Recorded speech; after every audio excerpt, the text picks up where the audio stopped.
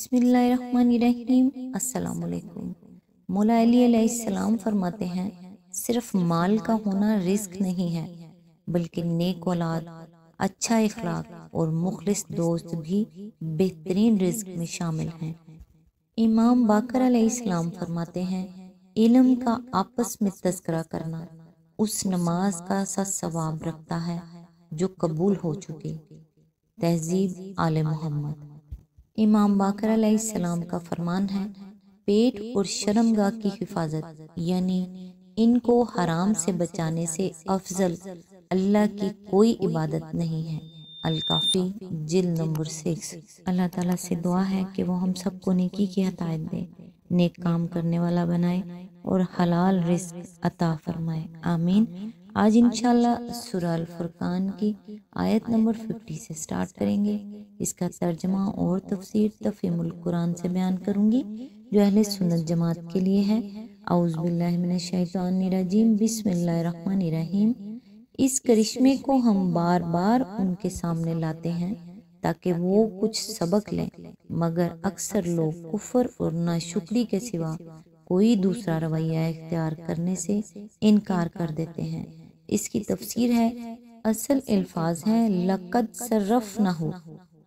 इसके 3 मायने हो सकते हैं। एक ये कि बारिश के उस मजमून को हमने बार बार कुरान में बयान करके हकीकत समझाने की कोशिश की है। दूसरे ये कि हम बार बार गर्मी और खुश्की के मौसमी हवाओं और घटाओं के और बरसात और उससे रूनुमा होने वाली रौनक हयात के करिश्मे इनको दिखाते रहते हैं। तीसरे ये कि हम बारिश को गर्दिश देते रहते हैं, यानी हमेशा हर जगह यकसा बारिश नहीं होती, बल्कि कभी कहीं बिल्कुल खुश्क साली होती है, कभी कहीं कम बारिश होती है, कभी कहीं मुनासिब बारिश होती है और कभी कहीं तूफान और सैलाब की नौबत आ जाती है। और इन सब हालतों के बेशुमार मुख्तलिफ नताइज उनके सामने आते रहते हैं।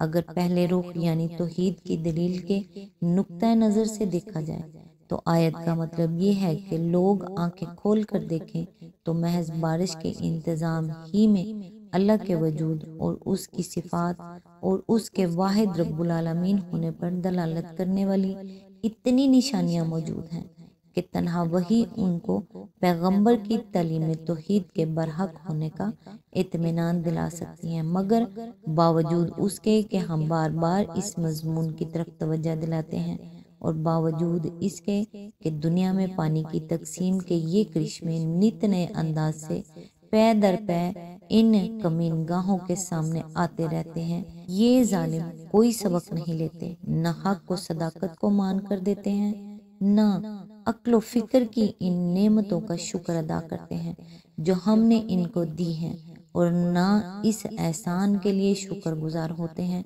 कि जो कुछ वो खुद नहीं समझ रहे थे इसे समझाने के लिए कुरान में बार बार कोशिश की जा रही है। दूसरे रुख यानी आखिरत की दलील के नुक्ता नज़र से देखा जाए तो इसका मतलब ये है कि हर साल उनके सामने गर्मी खुश्की से बेशुमार मखलूक़ात पर मौत तारी होने और फिर बरसात की बरकत से मुर्दा नबातात हशरात के जी उठने का ड्रामा होता रहता है। मगर सब कुछ देखकर भी ये बेवकूफ़ इस जिंदगी बादुल मौत को नामुमकिन ही कहते चले जाते हैं।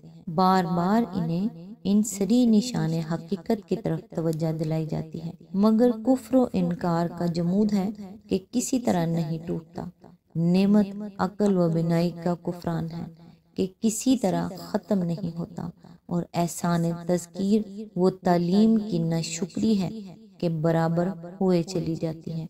अगर तीसरे रुख यानी खुश्क साली से जाहलियत की और बारान रहमत से वही नबूवत की तशबीह को निगाह में रख कर देखा जाए तो आयत का मतलब ये है कि इंसानी तारीख के दौरान में बार बार ये मंजर सामने आता रहा है कि जब कभी दुनिया नबी और किताब इलाही के फैज़ से महरूम हुई, इंसानियत बंजर हो गई और फिक्र इखलाक की ज़मीन में खारदार झाड़ियों के सिवा कुछ न होगा। और जब कभी वही और रसालत का आब हयात इस सरजमीन को बहम पहुँच गया, गुलशन इंसानियत लहलहा उठा, जहालत और जाहलियत की जगह इल्म ने ली, ظلم و طغیان کی جگہ انصاف قائم ہوا، فسق و فجور کی جگہ اخلاقی فضائل کے پھول کھلے۔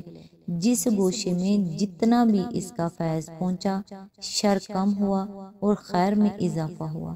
انبیاء کی آمد ہمیشہ ایک خوشگوار اور فائدہ بخش فکری و اخلاقی انقلاب ہی کی موجب ہوئی ہے، کبھی اس سے برے نتائج رونما نہیں ہوئے، اور انبیاء کی ہدایت سے محروم یا منحرف ہو کر ہمیشہ انسانیت نے نقصان ہی اٹھایا ہے، کبھی اس سے اچھے نتائج برآمد نہیں ہوئے۔ یہ منظر تاریخ بھی بار بار دکھاتی ہے اور قرآن بھی اس کی طرف بار بار توجہ دلاتا ہے، مگر لوگ پھر بھی سبق نہیں لیتے۔ ایک مجرب حقیقت ہے جس کی صداقت پر ہزارہ برس کی انسانی تجربے کی مہر ثبت ہو چکی ہے، مگر اس کا انکار کیا جا رہا ہے۔ اور آج خدا نے نبی اور کتاب کی نعمت سے جس بستی کو نوازا ہے، وہ اس کا شکر ادا کرنے کے بجائے الٹی ناشکری کرنے پر تلی ہوئی ہے۔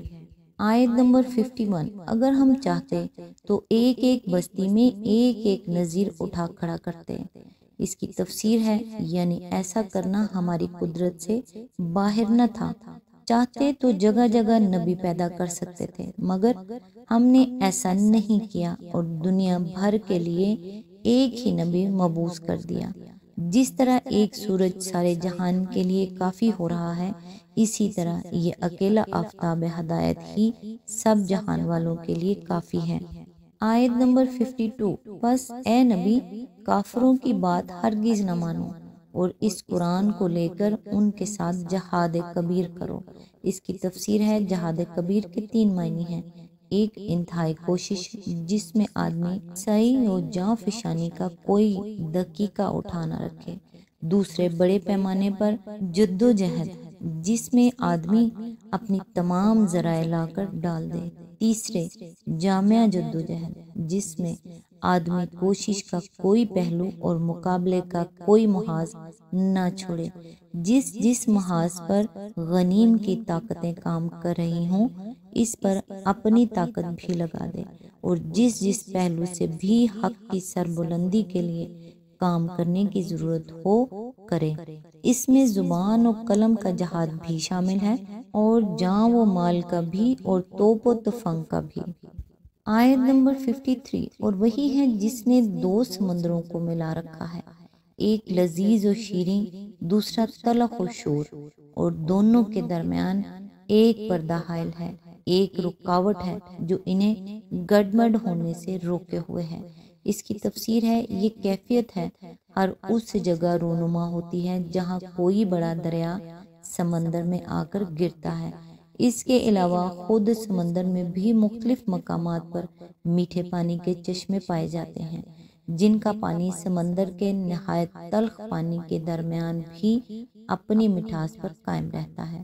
ترکی امیر البحر سید علی رئیسی یعنی کاتب رومی اپنی کتاب میرات الممالک میں، جو 16ویں صدی عیسوی کے تصنیف ہے، خلیج فارس کے اندر ایسی ہی ایک مقام کی نشاندہی کرتا ہے۔ اس نے لکھا ہے کہ وہاں آب شور کے نیچے آب شیریں کے چشمے ہیں، جن سے میں خود اپنے بیڑے کے لیے پینے کا پانی حاصل کرتا رہا ہوں۔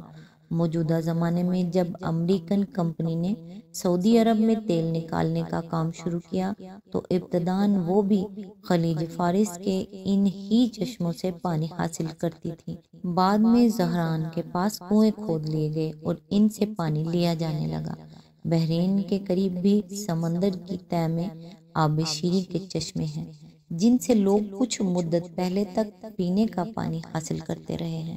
یہ تو ہے آیت کا ظاہری مضمون، جو اللہ کی قدرت کے ایک کرشمے سے اس کے الہ واحد اور رب واحد ہونے پر استدلال کر رہا ہے، مگر اس کے بین الاسطور سے بھی ایک لطیف اشارہ ایک دوسرے مضمون کی طرف نکلتا ہے، اور وہ یہ ہے کہ انسانی معاشرے کا سمندر خواہ کتنا ہی تلخ و شور ہو جائے، اللہ جب چاہے اس کے تہہ سے ایک جماعت صالحہ کا چشمہ شیریں نکال سکتا ہے، اور سمندر کے آب تلخ کی موجیں خواہ کتنا ہی زور مار لیں، وہ اس چشمے کو ہڑپ کر جانے میں کامیاب نہیں ہو سکتی۔